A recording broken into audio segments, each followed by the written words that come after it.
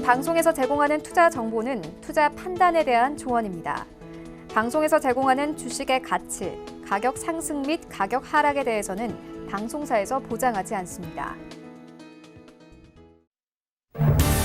시청자 여러분 안녕하십니까. 오늘장 내일장 1부 출발하도록 하겠습니다. 서정덕입니다. 이번 주 내내 약세장이 이어지고 있고요. 투심이 조금 더 악화가 되고 있는 모습입니다. 아무래도 월요일부터 목요일까지 반등 없이 그대로 조금씩 흘러내리다 보니 이렇다 할 반등이 안 나오다 보니까 심리적으로 어느 정도 지칠 수 있는 구간에 접어들었다라는 이야기입니다. 이유는 뻔합니다. 북미 정상회담 결렬에 따른 후폭풍이 생각보다 오래가는 모습입니다. 대북 경협주들 그리고 전체적으로 지금 오름세를 보이지 못하고 있고 외국인이 지속적으로 팝니다. 그리고 여러 가지 이후에 코멘트가 나오고 있는데 북한 쪽의 움직임 그리고 미국 쪽에서의 강경한 대응 방침들도 지금 나오면서 이상 기류가 조금씩 발견된다라는 기사들도 올라오고 있는 상황입니다. 한마디로 긍정적 기류도 나오고 있지만 부정적인 기류, 기존에 없던 것들이 지금 새롭게 나타나고 있다라는 이야기입니다. 여기 글로벌 경기 둔화 우려가 지속되고 있는데 미국 증시가 연일 하락세를 이어가고 있는 모습입니다. 결국 우리 증시는 글로벌 증시가 호황일 때는 크게 편승하지 못하고 글로벌 증시가 둔화를 보인다라는 이야기에 커플링을 보이는 또 답답한 흐름을 이번에도 피하지 못하고 있습니다. 거래소는 삼성전자의 반등이 나오고 있긴 한데 나머지 전기 전자 업종들 전체적으로 내리고 있고요. 오늘은 중국 관련 소비주 특히나 면세점 관련 종목들 호텔 신라를 비롯해서 이 관련 종목들 정도만 올라오는 모습입니다. 코스닥은 어제에 이어서 제약바이오 업종이 조정이 좀 나오고 있는 모습입니다. 큰 폭의 조정은 아니지만 어제에 이어서 이거래 연속 조정이고요. 대북 경협주의 지지부진한 흐름 그리고 미세먼지 관련주들 오늘 장중에 급등세를 보이긴 했지만 전체적으로 지금 차익 실현 매물들이 쏟아져 나오면서 약세장을 보이고 있고요. 엔터 업종도 전체적으로 오늘은 보합권입니다. 결론은 마찬가지입니다. 호재 없는 시장에서 여러 가지 이슈를 체크해야 되는데 어떤 이슈가 있는지 기존의 이슈들을 좀 체크해야 될 것 같고요. 현 시장 상황 하나하나 좀 점검을 다시 해야 될 시점이다라고 이야기가 나오고 있습니다. 시장 점검 오늘장 내일장 1부에서 해보시면 될 것 같습니다. 헤드라인 뉴스부터 전해드립니다. 홍남기 경제부총리 겸 기획재정부 장관이 증권거래세 폐지는 검토하고 있지 않다고 밝혔습니다. 홍 부총리는 전국 세관장 회의를 마친 뒤 기자들과 만나 정부는 증권거래세 폐지를 검토하지 않고 거래세의 단계적 인하 계획을 갖고 있다고 강조했습니다. 정부가 부동산 투기에 쏠리던 자금을 기업으로 돌리기 위해 올해 가계부채 증가율을 5% 안쪽에서 억제하기로 했습니다. 금융위원회는 2019년 업무계획에서 총부채 원리금 상환 비율, DSR 규제를 이금융권까지 확대하는 등 대출 억제 대책을 추진한다고 밝혔습니다. 또 가계대출 금액이 13%를 자본으로 쌓는 현재 규정에 경기 대응 완충 자본을 추가로 도입해 2.5%를 더 적립하도록 의무화한다는 방침입니다. 도널드 트럼프 미국 대통령이 중국과 무역 협상에서 좋은 합의, 굿딜이 아니라면 아예 합의가 없을 것이라고 말했습니다. 트럼프 대통령은 백악관 집무실에서 18개월간 예멘에 억류됐다가 풀려난 미국인 데니 버치를 면담한 자리에서 중국과의 무역 협상에 대한 질문이 나오자 잘 되고 있다며 이렇게 말했습니다. 스티븐 비건 미국 국무부 대북특별대표와 이도훈 외교부 한반도 평화교섭본부장이 2차 북미 정상회담 이후 대응 방향을 논의했습니다. 미 국무부는 비건 대표가 이 본부장과 가나스기 겐지 일본 외무성 아시아 대양주 국장을 만나 최종적이고 완전히 검증된 북한 비핵화, 즉 FFVD를 달성하기 위한 지속적이고 조율된 노력에 대해 논의했다고 밝혔습니다. 증시 흐름 바로 이어갑니다. 코스피 지수는 약세 흐름을 계속 가져가고 있습니다. 2170선도 현재 무너져 있고요. 이번 주에 지속적으로 지금 밀려 내려오고 있는 형국인데 하루간의 흐름 짚어보도록 하겠습니다. 자, 보시면 장중에 2180포인트도 잠시 회복을 했었는데 그대로 다시 흘러내리기 시작해서 현재 포인트 장중 저점까지 내려와 있는 상황이고요. 오후 들어서 낙폭이 조금씩 더 커지고 있는 상황입니다. 수급 조치 만나보도록 하죠. 수급 조치 보시면 쌍끌임에도 오늘도 나옵니다. 외국인 지금 지난주부터 계속해서 팔고 있는데 오늘도 1,000억 원 넘게 팝니다. 1,185억 원 팝니다. 기관은 소폭 매도인데 보시면 금융투자 쪽에서는 오늘도 프로그램 매수가 들어옵니다. 하지만 투신 연기금 팔고 있고요. 연기금 어제에 이어서 오늘도 200억 원대의 매도 물량을 쏟아냅니다. 개인은 하락장에서 1,319억 원 정도 순매수합니다. 다음 살펴보도록 하죠. 시총 상위주들입니다. 삼성전자 반등에 성공하면서 1.14% 올라가고 있고요. SK하이닉스는 오늘도 하락합니다. 현대차 어제 반등을 이어가지 못합니다. 셀트리온도 어제 반등을 이어가지 못합니다. 6위부터 12종목들도 체크합니다. LG화학, 삼성바이오로직스, 한국전력, 포스코까지 모두 빠지는 가운데 네이버가 최근 들어서 주가 흐름 좋습니다. 13만 8천 원대까지 이제 올라왔습니다. 다음 살펴보도록 하죠. 11위부터 15위 종목들의 시가총액인데 삼성물산, 보합, SK텔레콤, 현대모비스, 신한지주 빠지는 가운데 LG생활건강, 전해드린 대로 중국 관련 소비주들이 그나마 선방합니다. LG생활건강, 아모레퍼시픽, 호텔신라, 신세계 등등 면세점, 화장품 관련된 종목들은 오늘 선방하는 분위기입니다. 다음 살펴보도록 하죠. 이번엔 코스닥 시장입니다. 742포인트대입니다. 0.57% 하락하고 있고요. 낙폭은 거래소나 코스닥이나 비슷합니다. 코스닥이 지금 조금 더 큰 상황인데 코스닥의 일중 흐름들 짚어보도록 하죠. 750포인트 터치가 안 됩니다. 749.91부터 742까지 그대로 흘러내립니다. 일단 코스닥도 오후 들어서 낙폭이 더 커지고 있는 상황입니다. 수급 주체 보시면 쌍끌임에도 마찬가지입니다. 기관, 외국인 모두 팔고 있고요. 기관 가운데서는 금융투자 투시는 팔지만 오히려 연기금이 117억 원 정도 담고 있는 모습 포착이 됩니다. 시가총액 상위 종목들의 흐름 살펴보도록 하죠.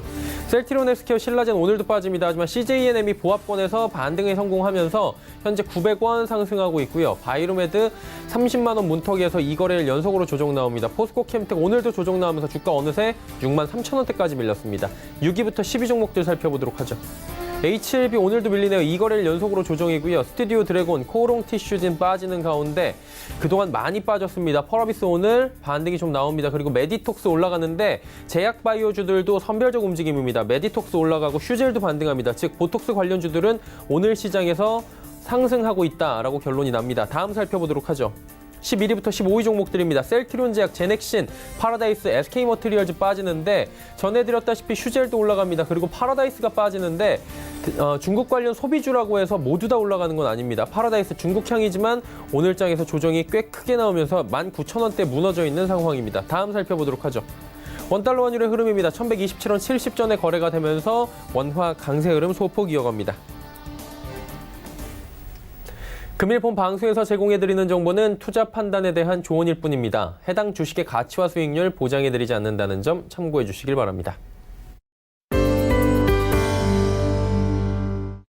오늘장 이슈 체크하도록 하겠습니다. 대신증권 투자전략팀의 이경민 연구원입니다. 안녕하십니까?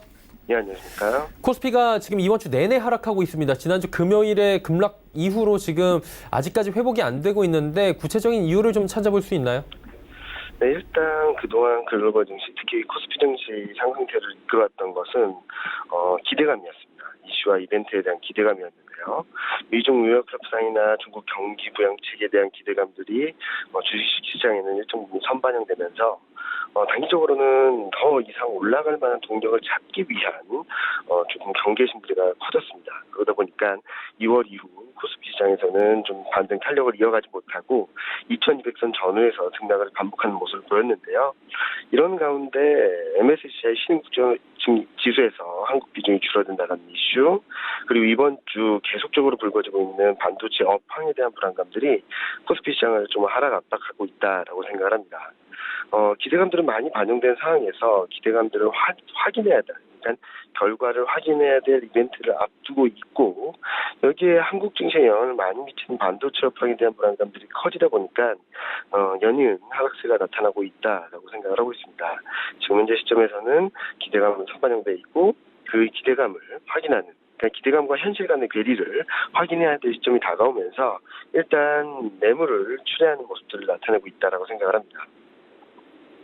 일단은 쉬어가는 장세가 계속 이어지고 있는데 문제는 이제 앞으로 상승 여력이 있느냐라는 부분인 것 같습니다. 어떻게 보십니까? 앞서 말씀드렸듯이 지금 현재 코스피는 어느 정도 레벨이 올라와 있고, 특히 밸류에이션 수준, 그러니까 12개월 포워드 PER로 본다면 10배를 넘어서 있는 상황이다 보니까 밸류에이션이 레벨업 되기 위한, 그러니까 10배에서 11배로 가기 위해서는 펀더멘털적인 변화가 필요하다라고 생각을 합니다. 저는 이 변화를 위해서 체크해야 될 부분을 3가지로 생각을 하는데요. 첫 번째로는 실적입니다. 실적 컨센서스가 4분기 실적 시즌 지나면서 굉장히 가파르게 하향 중이었는데 최근에 좀 안정을 찾아가고 있어서 이런 변화는 좀 가시화되고 있다고 보고 있고, 두 번째로는 3월 10일 전후 아마 다음 주 초반에 확인할 수 있을 지표인데요. OECD 경기선행지수에서 한국 지수가 반등하는지 여부, 세 번째로는 이제 3월 중순경 발표될 예정인 중국 실물 지표들이 얼만큼 잘 나오는지 여부가 코스피 상승 여력을 다시 한번 만들어주지 않을까라는 생각을 합니다. 그동안에는 기대감이 올라왔다면 앞으로 증시 흐름에 있어서는 최근 불거지고 있는 경기 불확실성을 조금은 완화시켜줄 수 있을 만한 지표적으로 확인돼야 되는 시점이 됐다라고 생각을 하고 있고요. 이런 변화들이 확인된다면 단기적인 경기 바닥통과 기대감들이 유입되면서 코스피는 10개월 포워드 PR 11배 수준인 2,350선까지 상승 여력을 만들어 나갈 수 있다라고 생각을 합니다. 자, 그렇다면 향후에 좀 관심 갖고 코스피가 상승을 할 때 같이 좀 동반적으로 올라줄 만한 업종이 있습니까? 일단은 앞서 말씀드렸던 부분들 중에서 중국의 경기 부양책들에 대한 기대감들이 들어올 수 있다라고 생각을 하는데요. 그렇게 된다면 중국 관련 소비주, 내 소비주들이 좀 관심을 받을 수 있다라고 보고 있습니다. 지금 현재 밸류에이션 그리고 가격 메리트 측면에서 본다면 필수 소비재, 소매유통, 미디어 교육 같은 그런 내수주들, 중국 관련 소비주들이 굉장히 가격과 밸류에이션 매력이 높다라고 나타나고 있어서 이런 순환매 차원에서 주목해 볼 만한 업종이 아닐까라는 생각을 하고 있습니다. 네, 알겠습니다. 앞으로 관심을 가져볼 만한 업종까지 이야기 들어봤습니다. 오늘 말씀은 여기까지만 듣겠습니다. 고맙습니다. 네, 감사합니다. 신증권 투자전략팀의 이경민 연구원이었습니다. 이슈 칼럼 이어갑니다. 이슈 칼럼 이어갑니다. 오늘은 키움증권 투자전략팀의 서상영 부장과 함께합니다. 안녕하십니까? 안녕하십니까? 예, 부장님, 북미 정상회담 결렬됐다라는 소식이 지금 계속해서 들려오고 있는데 이게 지난주 금요일 거의 일주일 된 재료인데 아직까지 여파가 이어지고 있고 변동성 계속 확대되고 있는데 이게 어떻게 향후 될 것으로 예측이 됩니까? 전반적으로 그 내용을 먼저 살펴봐야 될 것 같고요. 그 내용을 좀 살펴보면 지난 2월 28일 날이었죠. 우리 한국 증시가 오후 들어서 갑자기 매물이 급격하게 유입되면서 코스피 같은 경우는 기계나 호텔, 건설 등이 주도한 가운데 거의 2% 가까이 급락을 했었어요. 물론 이제 디램 가격 하락 여파로 반도체 업종이 부진한 영향도 줬지만 결국은 북미 협상 결렬 소식이 전해지면서 매물 출리된 것으로 추정되는데 이는 이제 2017년도 8월 달이었죠. 북미 간의 마찰이 급격하게 이어지면서 혹시나 그런 내용이 다시 재현되지 않느냐 이런 분석까지 이어지면서 낙폭을 좀 더 확대했었는데 그 뒤로도 계속적으로 북한과 미국 간의 그 내용들이 나오는데 서로 누가 옳은지 여부에 대해서 서로 소랑설레가 이어지고 있는 상황이고요. 그것 때문에 관련된 종목들이 하루나 다르게 계속적으로 하락을 하기도 하고 어떤 때는 새로운 내용이 나오면서 갑자기 반등 주기도 하는 등 전반적으로 일주일 내내 지금 변동성이 확대되고 있다고 보시면 될 것 같습니다. 일단은 그 이후에도 여러 가지 코멘트들이 지금 강경하게도 나왔다가 좀 유화적으로도 나왔다가 그러다 보니 냉온탕을 오가고 있다라고 정리가 될 것 같은데 일단 잠시 복귀를 해보면 우려감이 높아진 부분은 있지만 그 당시에 트럼프 대통령 같은 경우에는 결렬은 됐지만 김정은 국무위원장과 아직까지 좋은 관계고 여러 가지 좋은 얘기들도 쏟아냈었잖아요. 이 부분은 어떻게 보는 게 좋습니까? 네, 맞습니다. 당시 트럼프 대통령은 기자회견에서 생산적인 이틀이었다. 김정은 위원장이 미사일이나 핵시험은 안 할 것이라고 약속했다라고 주장을 했었습니다. 단독 회담에 들어가기 전에도 언론 인터뷰를 해서 계속 이 부분을 강조를 했었는데, 대체적으로 북한의 핵미사일 시험 유예를 확보한 것이 당시 미국과 미국과 북한 간의 협상에서 미국의 실질적인 목표였다라고 보시면 될 것 같아요. 그렇기 때문에 이번 당시 이제 정상회담에서 미국이 얻은 가장 큰 부분이라고 보시면 될 것 같고요. 한편 또 이제 하나의 우리나라 언론에서도 계속적으로 언급이 됐지만 지금도 나오고 있는 내용입니다. 트럼프 대통령이 기자회견에서 영변 핵시설 유예, 추가 핵시설 폐기를 요구했으나 북한이 받아들이지 않았다고 밝혔는데요. 언론에서는 마치 새로운 것이 발견되어서 협상 결렬 이유로 지목됐다라고 보도가 나왔었는데 그렇지만 이는 이미 지난 2008년도였죠. 그때 육자회담이라고 많이 들어보셨죠? 육자회담의 의장국인 중국에 제출한 핵 신고서에 이미 나왔던 내용들이었기 때문에 이를 빌미로 협상이 결렬되었다고 볼 수는 없습니다. 오히려 미국 입장에서는 기본 목표였던 현상 유지를 북한 김정은의 입으로 확답받았다는 점에서 목표 달성에 성공했다라고 볼 수가 있고요. 그렇기 때문에 굳이 미국 입장에서는 나쁘게 해석할 모습은 아니라고 보시면 될 것 같습니다. 네, 이 부분에 대해서 지금 결렬된 이후에 급한 쪽은 북한이긴 한데 북한도 뭐 결론적으로 보면 긍정적이었다 이렇게 평가는 하던데 이 부분은 어떻게 보는 게 좋습니까? 일단 뭐 북한 노동당 기관지인 노동신문에서 3월 1일 날 이와 관련돼서 코멘트가 나왔었는데요. 이번 정상회담이 북미 관계를 두 나라 국민의 이익에 맞게 발전시키며 한반도와 지역, 세계의 평화와 안전에 이바지하는 의미 있는 계기라고 평가를 했습니다. 이를 통해서 알 수 있는 부분은 양국은 두 차례나 정상회담이 진행되었고 앞으로도 정상회담을 계속할 가능성을 남겨두었다라고 볼 수가 있고요. 일부에서는 이번 회담이 결렬되었다고 표현하지만 그보다는 당장 합의에 이르기 어렵기 때문에 양측의 시간을 갖고 협의를 더 진행하기로 하여서 휴회에 가깝다라고 보고 있습니다. 트럼프 대통령 또한 관련해서 합의에 도달하지 못한 게 아니라 추후에 더 의미 있는 합의에 도달하기 위해서 일정을 취소한다라고 언급을 했던 점을 주목할 필요가 있습니다. 또 하나 이제 1차 정상회담과 달리 이번에는 완전하고 검증 가능하며 되돌릴 수 없는 비핵화, 그러니까 CVID, 또는 이제 FFVD 같은 얘기가 나오지 않았던 점에 주목할 필요가 있는데요. 트럼프 대통령도 이와 관련된 기자의 질문에서 지금은 명확하게 말하기는 어렵다라고 언급을 했습니다. 결국은 이 말은 달리 해석을 하면 미국 내에서 목표를 비핵화에서 핵 동결로 낮췄다는 현실론이 대두되고 있다고 볼 수가 있고요.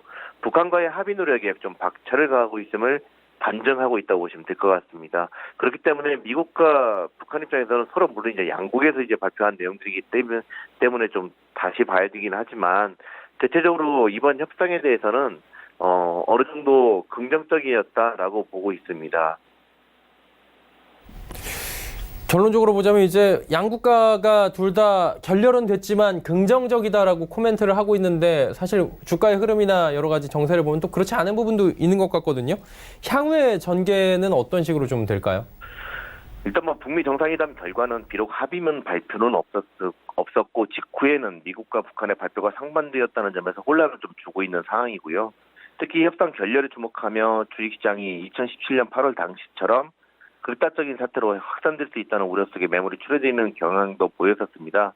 그렇지만 트럼프 대통령이 기자회견에서 회담을 굉장히 우호적인 분위기에서 마무리했고 계속 협의를 이어갈 것이라면서 조만간 정상회담을 다시 하기를 바란다라고 언급을 했는데요.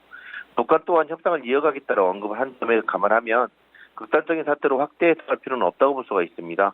어저께만 해도 폼페이오 미국 국무장관은 다음 달에 북한으로 협상단을 보낼 것이다라고 이제 주장을 했습니다.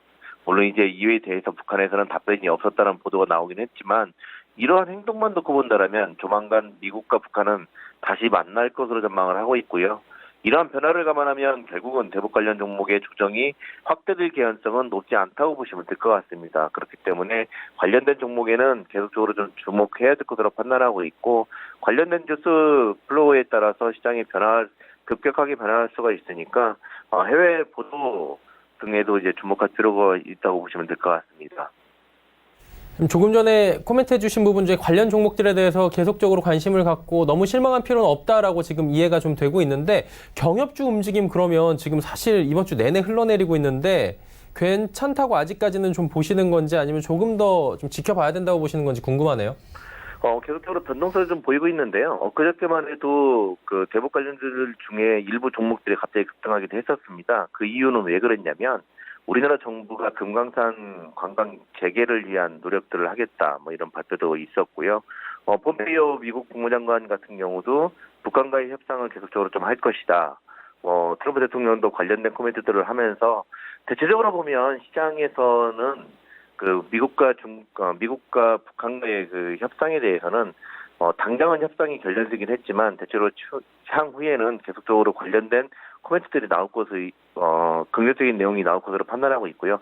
어제 이제 동창리 미사일 관련된 보도가 우리나라를 비롯해서 해외 쪽에서도 계속적으로 언급이 됐었고 특히나 이제 트럼프 대통령도 만약에 미사일 발사를 재개한다라면 매우 실망할 것이다라고 주장도 했었습니다. 그런데 여기서 주목할 부분은 그러한 내용이 나왔음에도 불구하고 우리나라 원달러 환율 자체가 크게 변화하지 않았다는 점입니다. 그렇기 때문에 시장에서는 그러한 부분들, 그러니까 김정은이 이제 언급했던 핵시험이라든지 이런 부분들에 대해서 하겠다라고 발표했던 점은 그대로 받아들이시면 될 것 같고요.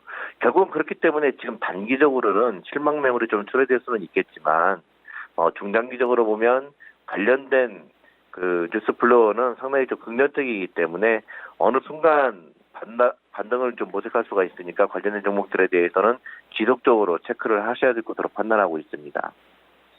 네, 아무래도 뉴스 하나하나에 좀 민감하게 움직이는 부분이 있기 때문에 뭐 국내외 뉴스를 확인하면서 관련 종목들 실시간으로 보자라고 말씀해 주셨고요. 미국 좀 여쭤보도록 하겠습니다. 미국 쪽의 지금 주가 흐름도 좋지가 않은데 지표들이 안 좋아요. 무역 적자 확대가 됐다고 하는데 요인이 있을 것 같습니다. 어떤 점이 있을까요?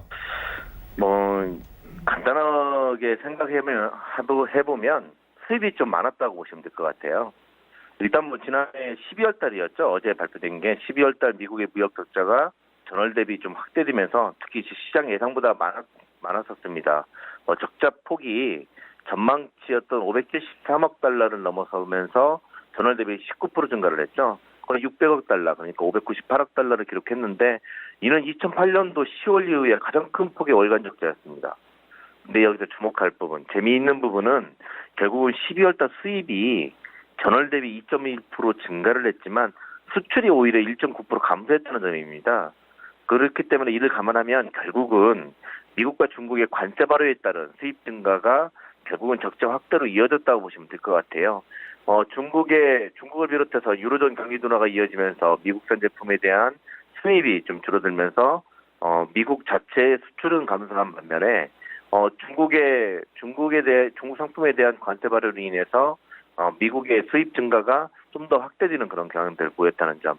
이게 이제 무역 적자의 확대라고 보시면 될 것 같아요. 근데 문제는 뭐냐면 수입을 많이 했는데 이게 이제 일부 부품이라든지 뭐 이런 것들도 많았었기 때문에 미국 내 제조업 생산 자체가 상당히 여전히 긍정적이다라고 보시면 될 것 같아요. 그렇기 때문에 무역 적자 폭이 확대됐다고 해서 미국 경기 둔화 우려감으로 확대 해석할 필요는 없다고 보시면 될 것 같습니다.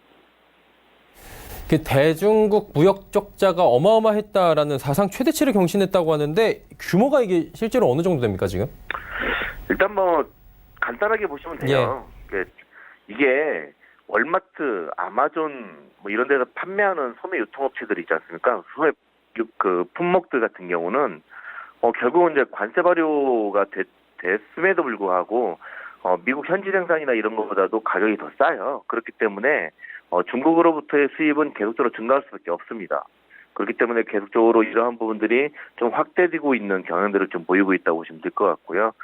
그럼에도 불구하고 이제 수입 품목 자체 규모 자체가 사상 최대치를 경신하고 있는데 좀 더 지켜봐야 될 것 같습니다. 이런 부분들이 어느 순간까지 계속적으로 증가하기보다는 일정 정도 지나고 나면 수입 비용 증가로 이어지면서 결국은 미국의 그 기업들의 실적 둔화로 확대되는 경향들이 좀 보이거든요. 그렇게 돼버리면 미국의 실적 둔화가 돼버리면 미국 기업들의 생산 자체가 약화되고 결국은 이제 수입이 중국으로부터의 수입이 줄어들 수밖에 없기 때문에 이 부분 그러니까 대중국 수입이 크게 증가를 했다 아니면은 이게 다시 줄어들었다 이런 걸로 인해서 전반적으로 미국 무역에 대해서 평가를 할 필요는 없다라고 보시면 될 것 같습니다. 그 미국 지표 보면은 뭐 글로벌 경기 둔화 우려가 나오는데 조금 전에 부장님께서 그 정도는 아닌 것 같다라고 말씀을 해 주신 것 같아요. 그렇다면 향후에 미국 경제 전망이 어떤지 전체적으로 좀 들어볼 수 있습니까? 일단 어제 존 윌리엄스 뉴욕 연은 총재의 발언에 좀 주목할 필요가 있습니다. 일단 뉴욕 연은 총재라면 미 연준 의장 그다음에 부의장 다음에 3위에 이제 영향을 주는 총재인데요. 존 윌리엄스 뉴욕 연은 총재가 느린 성장이 뉴노멀이다라고 주장을 하면서 성장률 둔화를 기정사실화했습니다.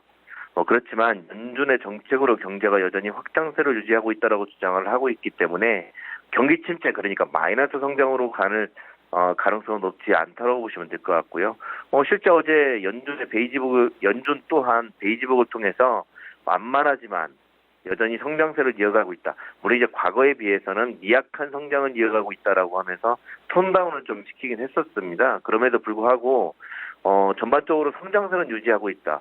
그 다음에 이렇게 미약한 성장으로 이어가고 있다라고 주장한 요인에 대해서도 언급을 했었는데 결국 지난번에 이제 민주당과 트럼프 간의 싸움, 그러니까 셧다운 이슈하고 지금 현재 중국과 미국 간의 무역 분쟁으로 인한 일부 산업이 부담이 되고 있는 상황이라고 보시면 될 것 같아요.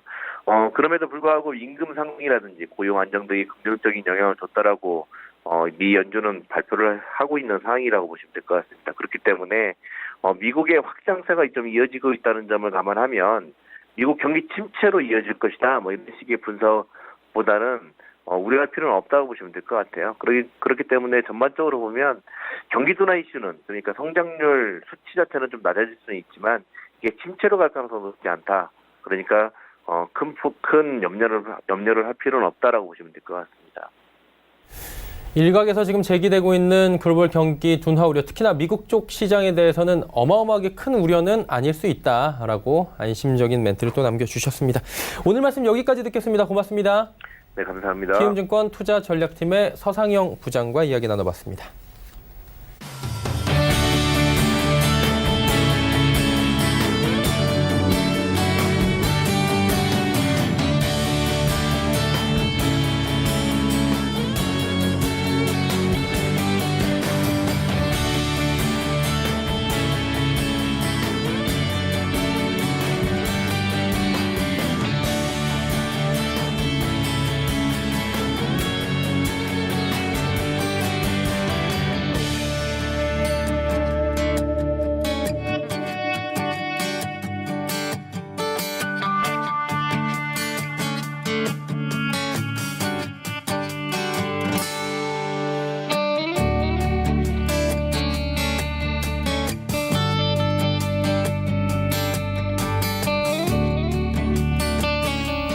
오늘 채널 일정 1부 함께 하셨습니다. 잠시 뒤 2부에는 두 분의 전문가와 함께 다양한 종목 짚어보고요. 또 종목 상담까지 이어가는 알찬 시간 준비해 보도록 하겠습니다. 2부에서 뵙겠습니다. 고맙습니다.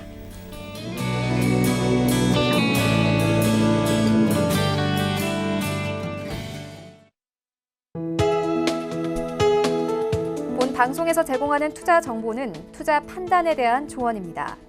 방송에서 제공하는 주식의 가치, 가격 상승 및 가격 하락에 대해서는 방송사에서 보장하지 않습니다.